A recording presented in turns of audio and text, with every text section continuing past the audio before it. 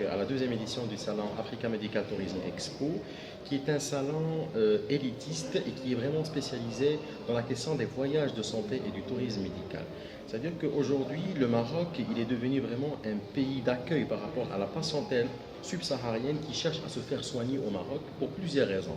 Les coûts qui sont très abordables par rapport à l'Europe, on a aussi la facilitation des démarches visa, il y a aussi tout ce qui est difficulté de barrières linguistiques, puisque aussi le plateau sophistiqué qui est développé. Donc tout ça a permis de décider de tenir cette deuxième édition après la première édition d'Agadir dans moins d'une année, afin qu'on participe à la promotion du Maroc en tant que destination de santé, puisque vraiment tous ces critères dont je viens de citer maintenant, ils jouent en faveur de la destination du Maroc, et du coup le Maroc aujourd'hui ouvre ses portes à ses chers compatriotes africains afin de recevoir un soin de qualité avec un tarif qui est très abordable. Je peux dire que le Maroc aujourd'hui, à travers notre transporteur national, la Royal Air Maroc, on fait la desserte d'à peu près 54% du continent, 29 capitales africaines qui sont desservies. Donc on a déjà cette facilitation du transfert aérien. En plus de tout ça, on a avec les attitudes souveraines de Sa Majesté le roi Mohamed VI, que Dieu le glorifie.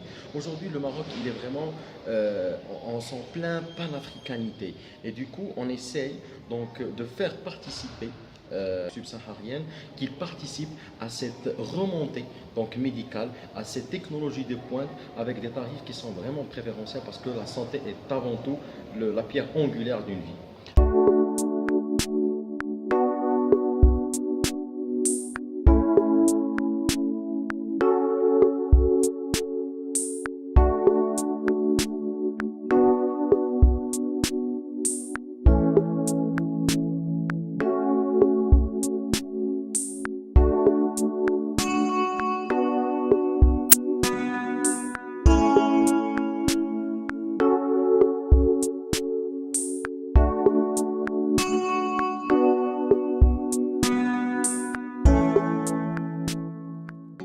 Le Maroc, il a été vraiment une destination phare en Afrique, à côté de la Tunisie, l'Égypte et l'Afrique du Sud.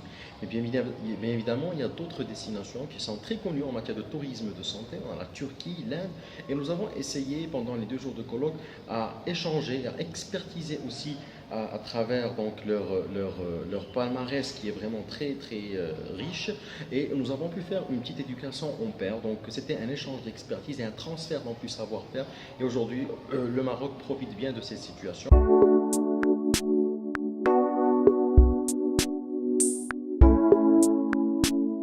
À travers ce salon, nous avons assisté à la naissance d'un nouveau-né qui nous fait vraiment plaisir, qui est le Conseil marocain des voyages de santé.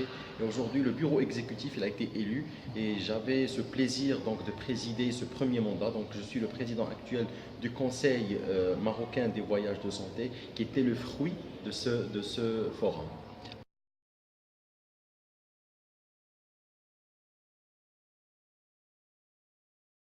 Alors les freins, bien évidemment, le principal obstacle qui reste, c'est avec des pays qui ne parlent pas la langue française. Donc on a beaucoup de pays, le Nigeria, le Ghana, la Sierra Leone, le Libéria, donc on n'arrive pas vraiment à les attirer au Maroc par rapport à ces difficultés et ces barrières linguistiques. On a aussi des contraintes de visa avec certains pays de l'Afrique subsaharienne. C'est vrai que ça reste une minorité par rapport à la majorité qui ne nécessite pas de visa pour faire donc une entrée au niveau du territoire national. Mais mis à part ça, le plus grand obstacle que nous trouvons actuellement pour promouvoir le tourisme de santé, c'est de fédérer les efforts au niveau du Maroc.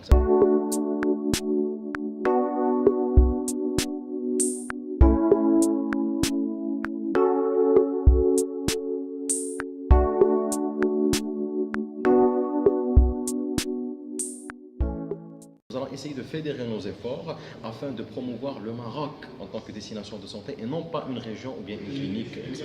La première chose, c'est que nous allons essayer d'avoir le support du ministère du Tourisme marocain et du ministère de la Santé pour la promotion du tourisme de santé, que nous allons faire tous les efforts pour promouvoir le Maroc en tant que destination de santé avec le support gouvernemental.